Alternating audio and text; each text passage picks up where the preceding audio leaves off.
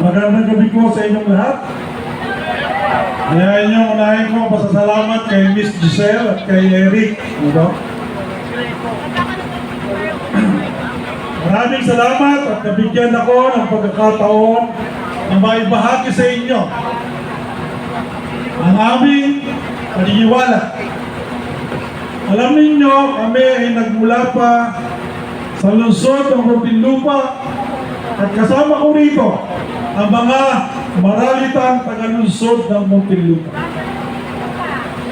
Maralita na palaging nagburusa at dumadanas ng baha sa Muntinlupa.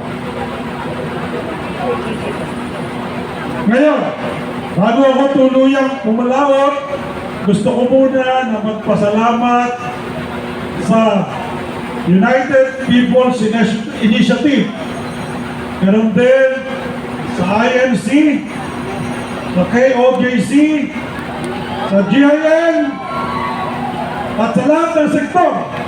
At meron din sa ating mga kasamahan na Katoliko. Ano po? Lahat po tayo ay narito, hindi na tayo nagtatangi kung ano ang kulay natin. Pero narito tayo sapagkat naniniwala tayo na kailangan na ng ating bayan, kailangan na ng ating bansa ng tunay na pagbabago. Kanina po, tinitingnan ko yung aking cellphone. Ang Malacanang po ay napapaligiran na ng mga barikada. Alam nyo, napanood ko na yan. Noong 1986, ganyan-ganyan din. Barikada! Alam nyo kung bakit? Binabantayan yung nasa loob at baka makatakas.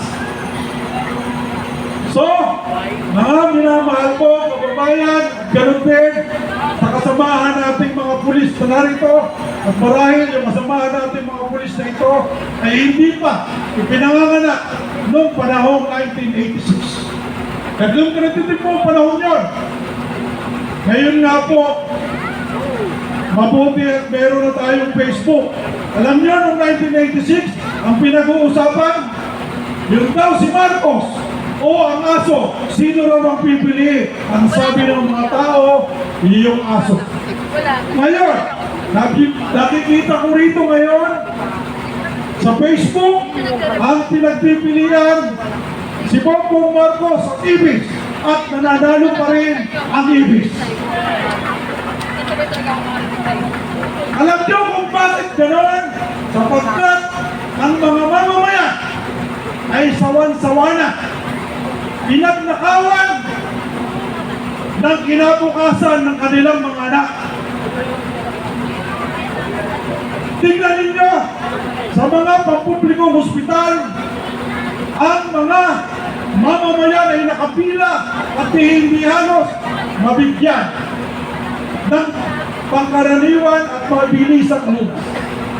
Katulad ng mga kasama ko, taga-maralitang lungsod, na hindi man lamang magkaroon ng pagkakataon na matulungan ng ating pamahalaan upang magkaroon ng sariling tahanan. Subalit, ano po ang nakikita natin ngayon? Ang bilyon-bilyon na ninakaw sa ating mga mamamayan ay pagpapatunay lamang na ang administrasyon ito ay walang puso para sa ating mga mahihirap, para sa ating mga mamamayan. Alam niyo, akala natin lahat noong 2022, binigyan natin siya ng pagkakataon sapagkat ang akala natin ay iriritim niya ang pangalan ng kanilang pamilya. Subalit, hindi po ito nangyari.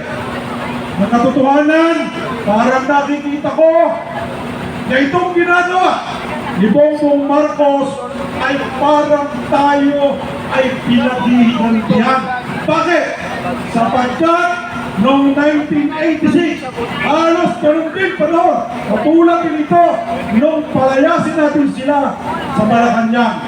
At naniniwala ako, at nagpapasalamat ako na mapalad ako sapagkat dalawang Marcos ang inabot ko sa aking buhay na papalayasin ng mga Pilipino dito sa ating bayan.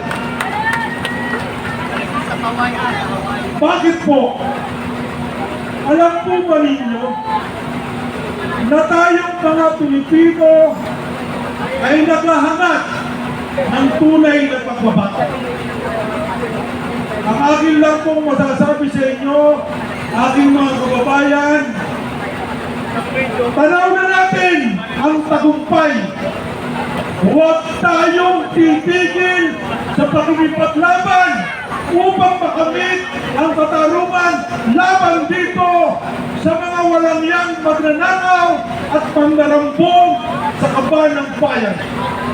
Patuloy po tayong magkaisa sapagkat naniniwala ako sa lalong madaling panahon magkakaroon na tayo ng bagong Pangulo ng Pilipinas. Ang tagi na lang po natin hinihintay ay magkaroon ng proper turnover to prevent any untoward incidents. Kitang-kita na po natin yan. So huwag po tayong titigil, patuloy tayong magkaisa. Sapagkat ang pagkakaisa natin, ito po ang magiging kasagutan sa ating mga kahirapan at sa pagnanakaw at pagdarambong na ginawa sa atin ng administrasyon ito. Nakakatawa nga po, sapagkat parang gusto pang palamasin, may nakawan, subalit parang ang gustong palamasin ay walang magnanakaw. So mga minamahal kong kababayan, akin pong hinihiling sa inyo, patuloy po tayong magkaisa. Sapagkat tanaw na natin ang tagumpay. Magkakaroon na po tayo ang bagong Pangulo ng Republika ng Pilipinas. Hindi na po ako magpapakahaba pa sa inyo. Magsasabihin, sapagkat alam ko marami pa magsasalita. Ang akin lamang po, patuloy na hinihiling sa inyo. Huwag po tayo titigil sa pakikipaglaban. Ngayon pa, tanaw na natin ang tagumpay.